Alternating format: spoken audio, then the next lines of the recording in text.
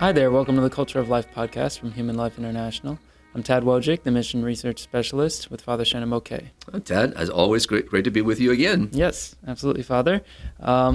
Here we are talking today about an article that you've written about some things going on in the news with respect to a certain one Libs of TikTok Twitter account. Now, this is people might be familiar, but in case they're not, it's a Twitter account that reposts TikTok videos, and TikTok is a social media platform. It's even younger than Instagram, and it's basically what high schoolers are using now to share very short videos that are kind of sensational and viral, and usually relatively vulgar, at least kind of crass. Anyway, Libs of TikTok is a Twitter account that is reposting some of these TikTok videos made by, or recordings of, at least, highly radical progressives. Anyway, that's the setup here. And Father, if you just want to take it away from there was a Washington Post article written about that, and maybe just you can go from there, Father. Well, it's a great way to explain, Tad, what you just did, in the sense of kind of laying down some of the background on, Libs of TikTok, because what it's done is it's interesting as you defined it.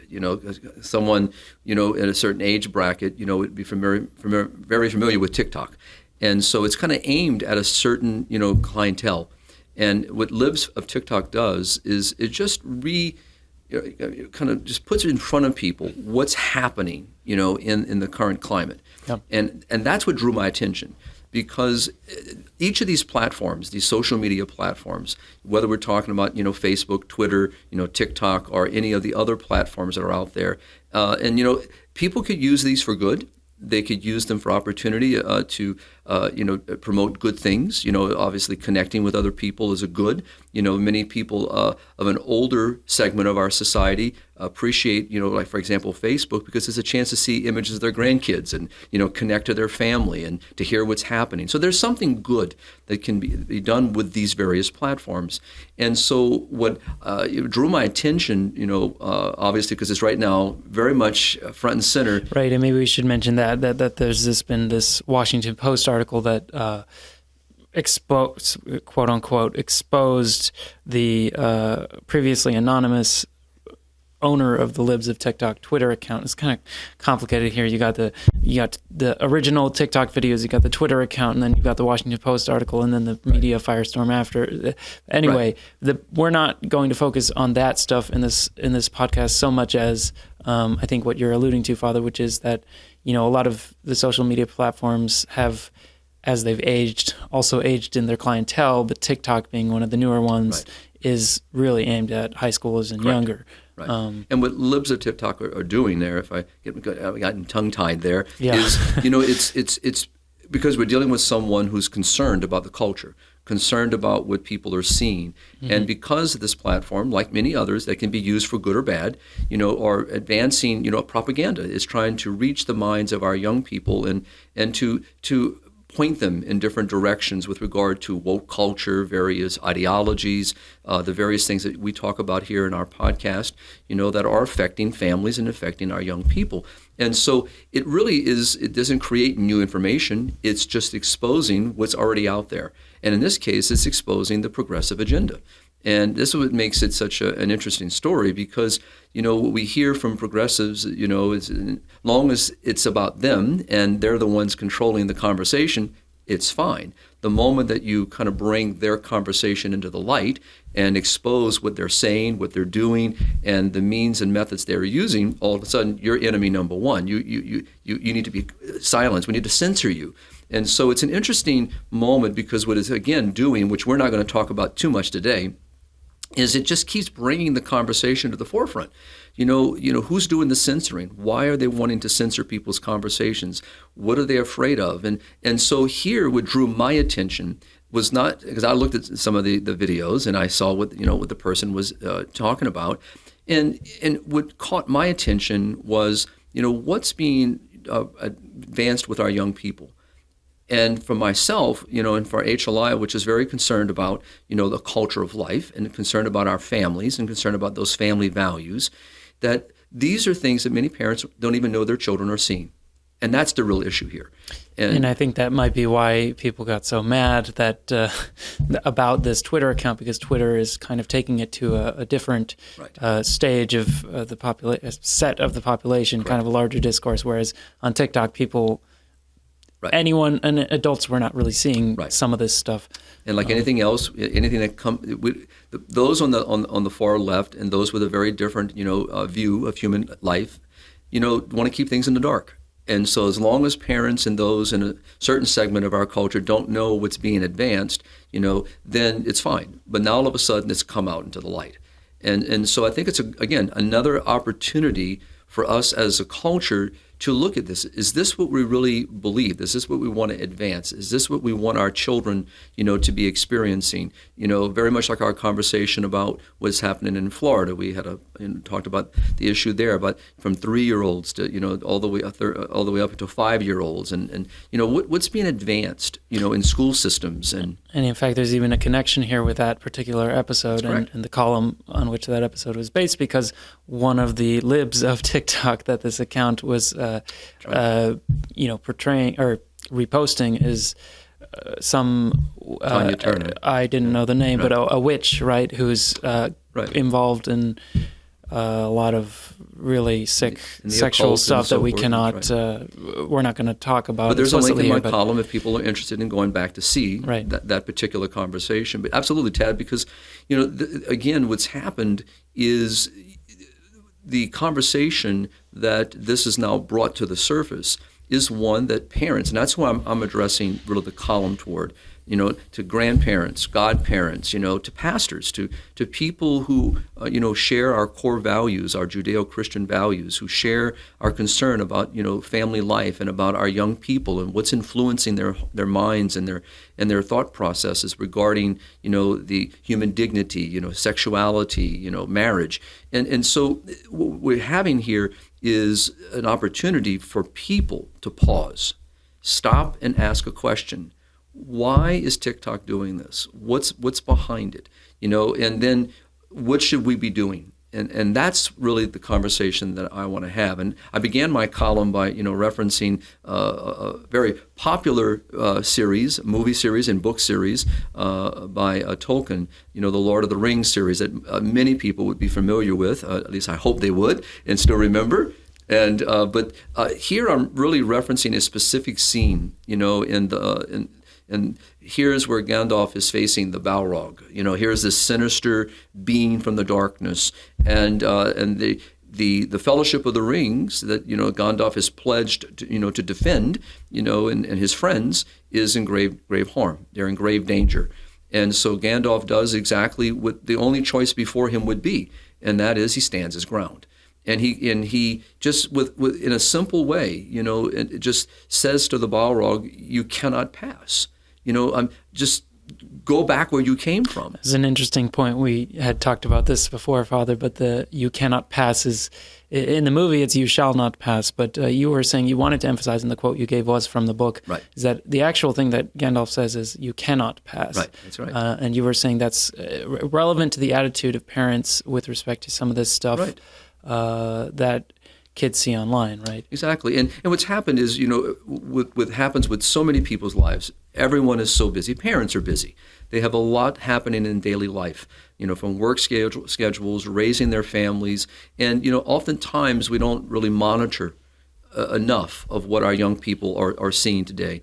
And because we're dealing with an age where, especially here in the United States, particularly and especially in the Western worlds, where the internet is, commonplace. People have access to the internet so easily today, and the safeguards that parents, would sometimes assume that are out there are maybe the guidelines they've given to their children. Maybe some of the software they've used to kind of have guardians over that don't always work. And, these other industries try to find ways to get in and to introduce their propaganda. And we have an example here, with TikTok. being used as a means to avail young people to this information. And so, like Gandalf, parents, myself as a shepherd, as a priest, as a father of souls, is same duty. That's why we talk about these things. That's why it's such a joy to serve Human Life International, because I get to be a part of something that's really concerned about the well-being of other people. And so what we're doing here is saying, not pointing fingers in the sense that parents, fussing anyone, just saying this is a moment to pause and ask good questions. What are my children seeing? What's being introduced to them in these platforms? Have I even picked up, those various computers or iPhones or iPads and, Galaxies and all the various things? And what are my children watching? What are they seeing? And it's not sometimes just a movie they may be watching or on any of these platforms. It's also the pop-ups, but it's also the ads. It's all the other things that come along with it. And that's why sometimes I don't post things. Even reading news articles, you can have some pretty risque ads on the side there, and you're like, exactly. That's right, exactly. And that's what I'm talking about. That's why in my column, I purposely do not link. I make note of where I receive the information from, but I don't put a link because it's the comments.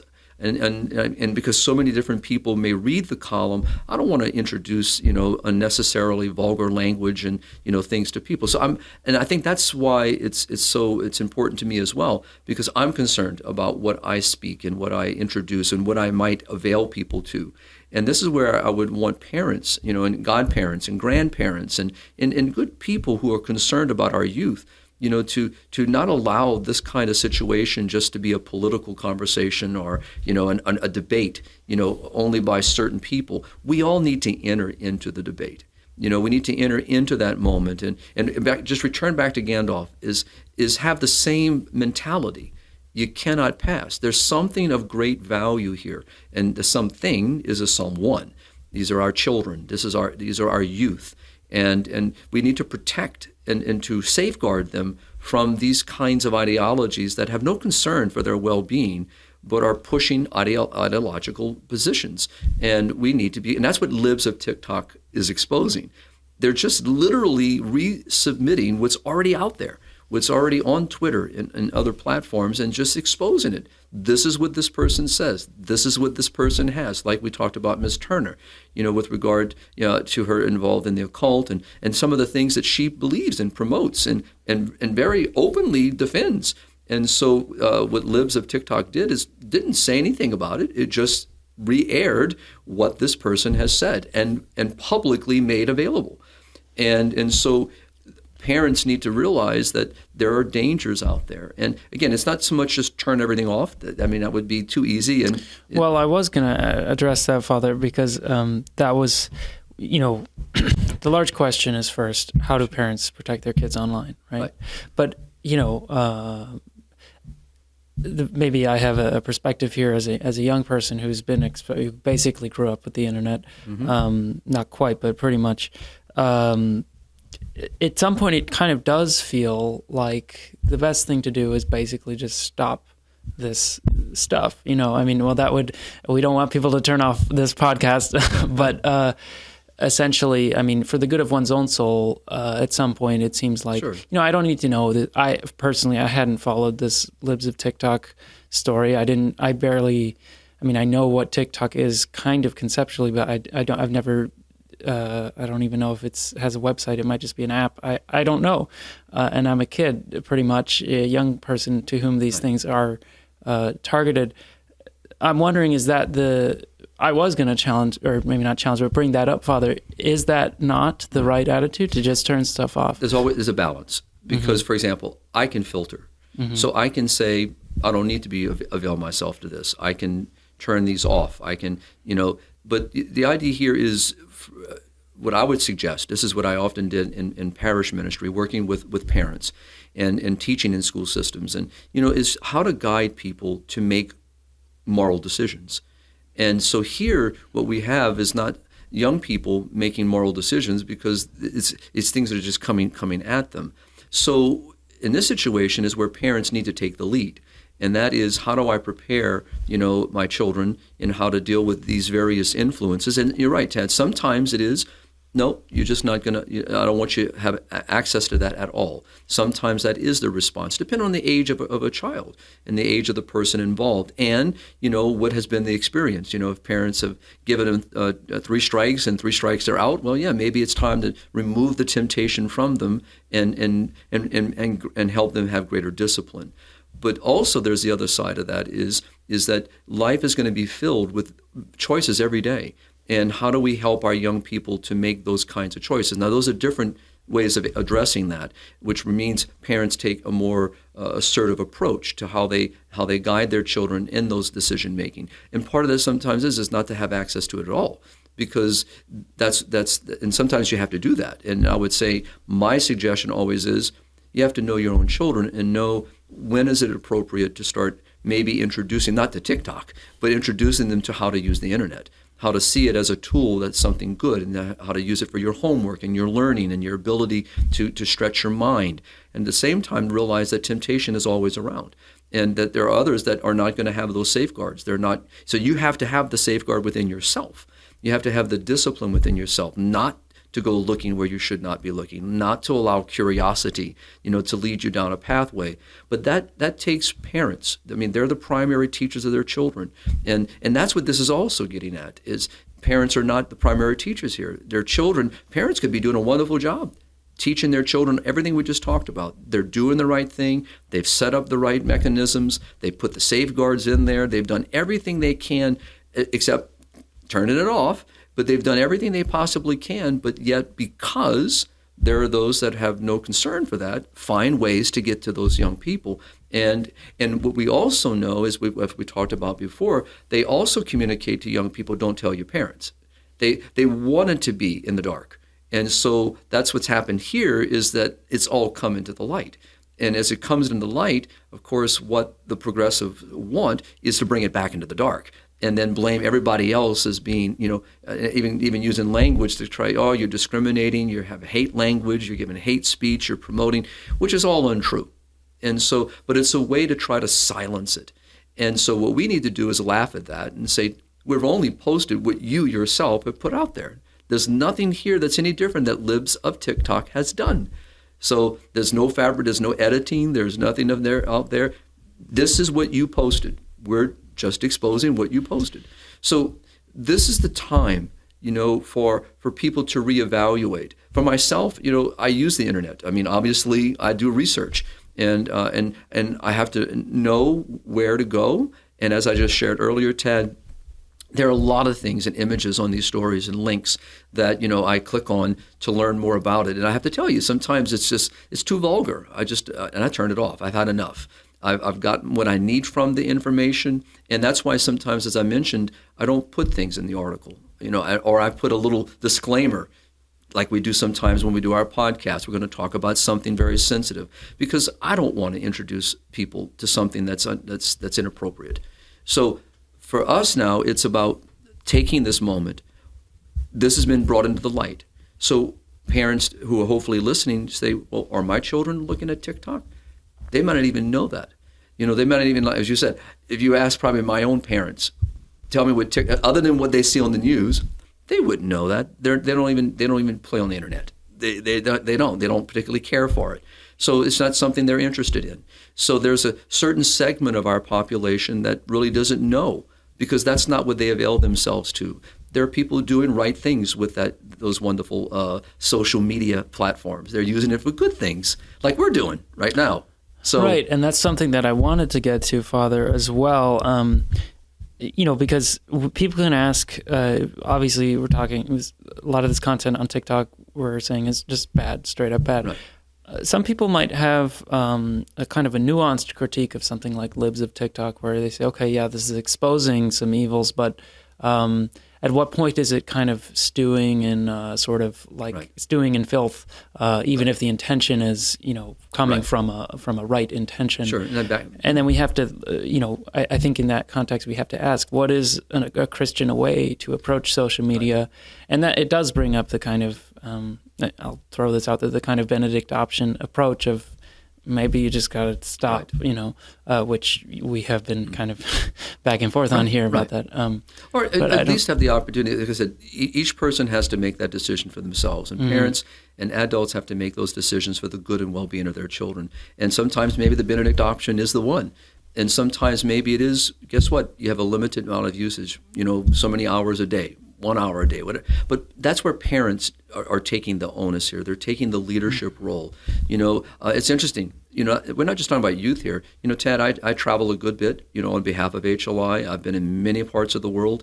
And, I've been in many seminaries around the world that access to internet is limited. Now, these are adult men. And yet the administration, the leaders, the fathers that are helping form these young men, to be potential priests and, religious leaders themselves one day, there's limited access to the internet. And part of it is, again, it's discipline. So now we're talking about adults, working with adults. So if they're going to be that serious about the information, then it means we should all be serious about this kind of information. And a lot of times, again, when working with adults, coming for spiritual direction, Tad, they'll say, I don't have enough time to pray. Now, here I'll use it as an example as we're talking. Well, tell me what your day's like. So listening, learning the individual, hearing what is their day. Tell me an average day. Tell me what an average week looks like. And what you find sometimes, in many cases, is how many hours are exhausted on social media, TV, internet, and outside of work, so outside of a work environment, many people, myself, yourself, we use the internet all day long and to do our work and to serve the church and advance the mission of HLI. But, in the evenings, there comes a point when I turn it off. I'm done. And I love to pick up a book. Now, I'm talking about me. I'm not, but I like to read. And so I get a point where I don't want to see anything anymore. I don't want to watch anything anymore. I just want to pick up a good book and read. Now, so these are the kind of things that require self-discipline. And, but how much of our world today, and I don't have any of the stats in front of me, but I've seen many articles of how many hours the average person daily spends in front of a computer screen, a TV screen, a phone, or some iPad, or, consumed by that world and unable to shut it out. Hours upon hours. And, what we're doing right now is having a conversation. And yes, we're using media, we're using technology, but we're talking about something. And I enjoy talking. I like visiting with people. If people don't know that by now, but listening to the podcast, it's a joy to be among people, and that requires turning something off, and that's the challenge right now. And in our school systems, technology is what children are being raised in, and there could be a good in that. I worked in school systems. We installed many technologies in the schools to help our young people. But we also had tremendous safeguards and oversight to make sure that our young people were not being introduced to things or had access to various mediums. But again, that's up to us as leaders to make those decisions on behalf of young people who are not yet ready or capable of making decisions on that level. That's what I go back and say earlier. A parent has to make that call. They have to look at what is the good they want for their children. But how many of our parents, how many of our adults, grandparents, don't know about this environment? So that's why I'm not going to say it has to be one way or the other. It's not turn everything off. Maybe that is the answer. A parent needs to make that decision. An adult needs to make that decision. But in most cases, I would say it's a balanced approach. You have to know yourself, know your boundaries. But let's be honest, what does a 3-year-old know about boundaries? What does a 5, a 7, 8, 10, even young adolescents and so forth? There's such a curiosity, there's such a desire, and what these platforms use, who have an ill intent, is they take advantage of that curiosity. They take advantage of that innocence, and they exploit it, and they use it to their advantage. And so it's an important moment, to return back to Gandalf. It's standing right in front. And what I love about the image that Tolkien does, is what he does is he uses Gandalf to just state an obvious situation. What the Balrog is real, but it's false. He makes it clear when you read the book. The book gives you a much more beautiful understanding, but then you have the image of the movie, which really is very powerful. But Gandalf approaches this being, for what it is. It's false. It's dark, and so he just says, go back to where you come from. What we're talking about are a lot of falsifications. A falsification of the human person, a falsification of human sexuality, a falsification of marriage, of family life. I mean, I don't watch a lot of TV. I watch very limited TV, but commercials get me so upset. If I can push a button and turn them off, how many I see that demoralize family life, make fun of it. It's horrible to watch. And even in subtle ways, because absolutely. even the car ad that shows a happy family, they're going to show a very limited number of children, right? And if any at all. Kind of paint that as, this is the ideal. Like this is this is what a family is, rather than But even just more blatant, just right, really aggressive, a gamut, and just making fun of marriage and so forth, and making fun of family life, and that's all people hear. And we as we've talked about before, Tad, when so many in our society have become desensitized. So for me, I'm sensitive to that, because to me it's mocking a good, something that God has created, something that is beautiful. It's making fun of it. And so it bothers me on a level that maybe people in your age bracket, Tad, may not be bothered by, because they've been desensitized. It's just, that's what they see in the movies. That's what they see on the social media. That's what they hear in conversations. Yeah, well, it kind of instills a little bit of a shell shock reaction for a young person who kind of flipped the script. Right. You become a little bit almost. Maybe the word reactionary does apply in a certain sense, because you just start to see everything right. as infected. Right, and that's the opposite. We don't want to go that far either. But at the same time, we just want to. It's about being sensitive. And again, the article does this. It does. If there's anything it does, and my whole intention with it was to raise the conversation again for our audience.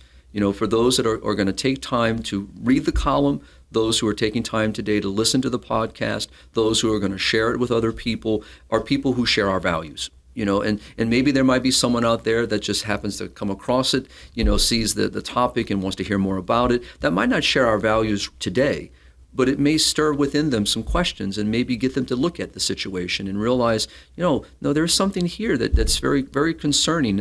And that's the whole purpose here, is to keep the conversation in front of us. Don't become desensitized. Don't become indifferent. Don't become, callous to the thing. And because many people this is what they turn off. They push it aside. They think it's a political issue. They think it's the certain people that just keep beating the same drum. Well, it's a real issue. And yes, there are certain people that are talking about it. And yes, maybe it sounds like we're beating the drum again and again and again. But because it's a real situation that we should take serious. And we should realize not just the influence upon young people, but what are we as adults saying about our future generation? What are we advancing through our young generation? What is going to be 20 years from now, as a result of all these various influences, this so-called woke culture, this whole movement that we see today? And if we don't intervene and call it what it is, and that goes back to the image of Gandalf again. He called it exactly what it is. A false being, a dark being. And he says, you cannot pass. So he protects, he safeguards. And this is something that, we all need to do. And so if I have a chance to protect someone from harm, I'm going to do whatever I can. I'm not just going to stand on the sideline and let someone get hit by a car. If I can do something to pull them off the curb or pull them back to the curb or help them as much as I can, I'm going to do it. And how many people do that daily? And have given up their lives to protect another human being. We hear stories about that, and good stories about people who sacrifice to save their own child, to jump into a cold lake, to protect, to save a stranger. So people do, by their goodness, realize there's something good. They're doing exactly what Gandalf did in the book. And that's what we're advancing here, is parents have a beautiful charge. What a wonderful, precious gift to raise children.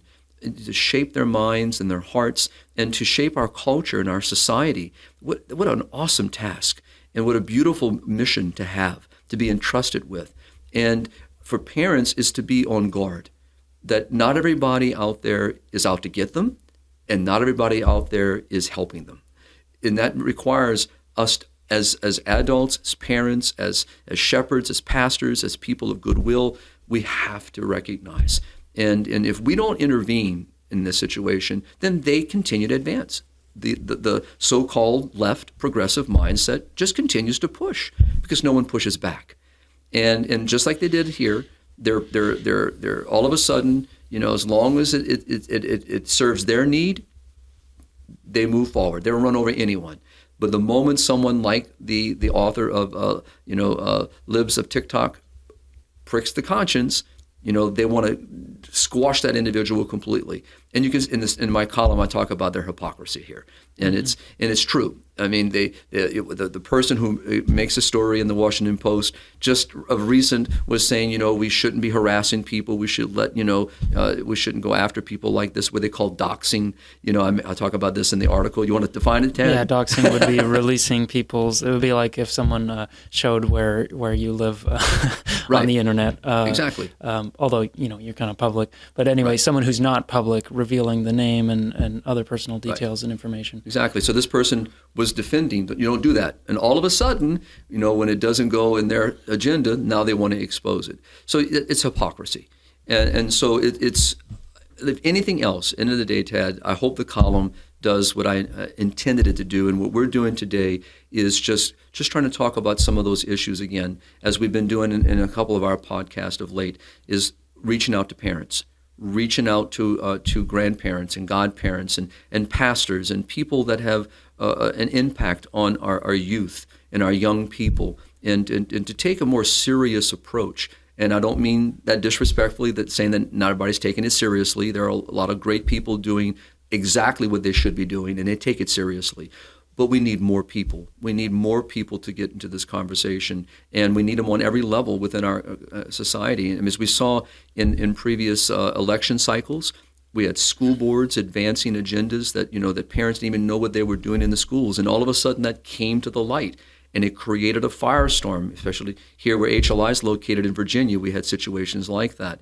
And what it did, though, is it sparked parents. It got people involved, and this is what I'm hoping here, is that it will spark, that same desire to say, wait a minute, what are you doing here? Why is this happening? And for parents, maybe tonight, after hearing this podcast, might go and say to one of their children or all their kids and say, tell me, what you know about TikTok? Because I bet they'd be shocked, especially if they have not had as great an oversight over what their children are seeing in their young adolescents or watching. It may give them pause to say, let's stop here for a moment and let me better understand what you are watching and what's influencing your thought. And what you find sometimes is the things that your kids may be involved in may be completely in opposition to what you believe. So it's that's my hope here. That's what I'm hoping for.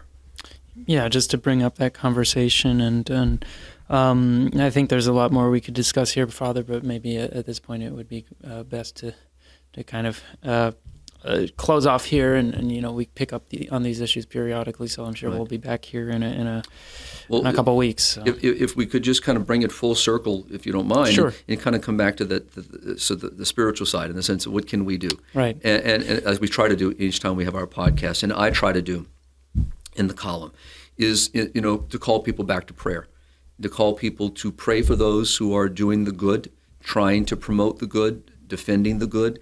There are a lot of great people out there who have picked up these calls and really are advancing, good protective measures. And we need to pray for them. We need to pray for their ability to advance those causes. It's interesting if we just step back in history and realize, in my own lifetime, I've watched, sadly, many of our laws that used to protect, people from harm, now have opened doors where we see industries now exploiting that. For example, the pornography industry would be an example, that today, people just kind of assume that's where so many people are. And as we talked in one of our recent podcasts, we talked about, the issue of pornography and how it's so prolific in different people, many people's lives, and even to the point of addiction to it, and how the harms that it's caused.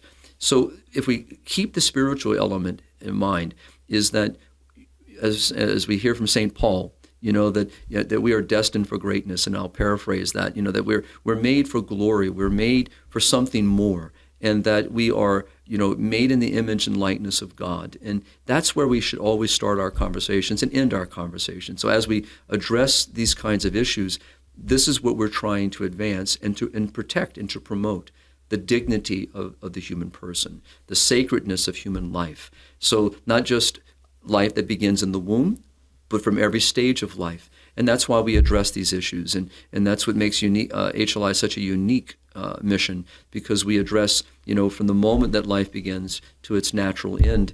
And this is a moment where we're in between those two bookends, talking about the dignity of life. And so I would ask people just, one, pray for those who are fighting the good fight. Two, that we also, especially to my brother priest, in our parishes. Now, I'm currently not working in and serving in parish ministry, but what are we doing in our parishes to help parents, to educate them on these issues? How are we supporting them?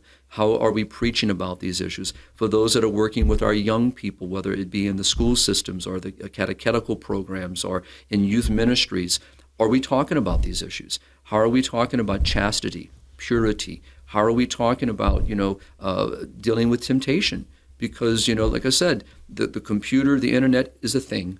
It's what I do with it. Like anything else in life, it's the choices I make. So how are we talking about this? What are we dealing with in these opportunities with our young people and with our parents and our young adults? How are we supporting those that are really trying to live rightly, and righteously in the eyes of God, and following, the teachings of our Lord Jesus Christ? How are we helping them? So there's many ways we can do this. I would say, if I could, encourage our bishops. This is a time to write pastorals, to talk about them, but also make sure that how do we apply them? How do we get those wonderful catechetical teachings into the parishes, into the lives? Because people are hungry. They're searching. Imagine someone listening today going, "Oh, there goes Father and Tad once again, talking about this issue, beating that drum." But they never tell us what we can do about it. Well, we do. But we can only do so much in a short period that we're together. I can only say so much, in under a 2,000 word and minus article. But we have to be creative, and that's the last thing I want to mention is to be creative in our various ministries in service to human persons, in our parishes, in our schools, in our dioceses, and how we walk alongside each other and support each other. And not be afraid to talk about these issues. And maybe the pulpit's not the place all the time, but we have so many other opportunities to do this. So that's my hope. And so prayer and action. And my prayer for all of us that were listening, that we, as hard as it is to talk about these, how uncomfortable it can be when we read the stories and we look at the links and we see the images and we hear about them. It can be, very upsetting to know all that, especially for parents and grandparents who are dealing with children. And, but don't be afraid. That's the last part I'll mention, is just don't be afraid. We must stand. We must rise. And that's why I began this article, but by using the story of Tolkien with regard to Gandalf in this particular scene. But I was thinking of myself, the whole process. What am I doing? How do I stand? What am I advancing? How am I helping? Am I being an encouragement to others? So in other words, what am I doing? So it's not just pointing a finger, but asking myself. And that's how I want to end our podcast today, by just, I always think of this from my own perspective. How does it relate to me? What can I be doing more to to deal with these issues. So that's how I write, and that's how I try to address them. And so I'm hoping that that by talking about this, we maybe have encouraged others to do the same. So read the column and be more familiar with it, and look forward to continuing, Tad, with some of the conversation. We can get into some of the details in other podcasts a little more about certain issues. Absolutely, yeah. And thank you very much, Father, for everything here and for writing the article and just talking about these issues and really kind of challenging us to think about how we personally can make decisions in our own life as far as media usage. Hopefully that means people, like and subscribe to the Human Life International Culture of Life podcast. But anyway, as well as parents, kind of deciding how and what to allow their kids to be exposed to. So Correct. Anyway, I think that's all for now then, and we'll catch you all next week. Thank you for tuning in. Be sure, like I said, to like and subscribe on YouTube. Follow us on Amazon, Spotify, and what's the other one? I had a blank. Anyway, follow us on all our platforms. Thank you very much. God bless.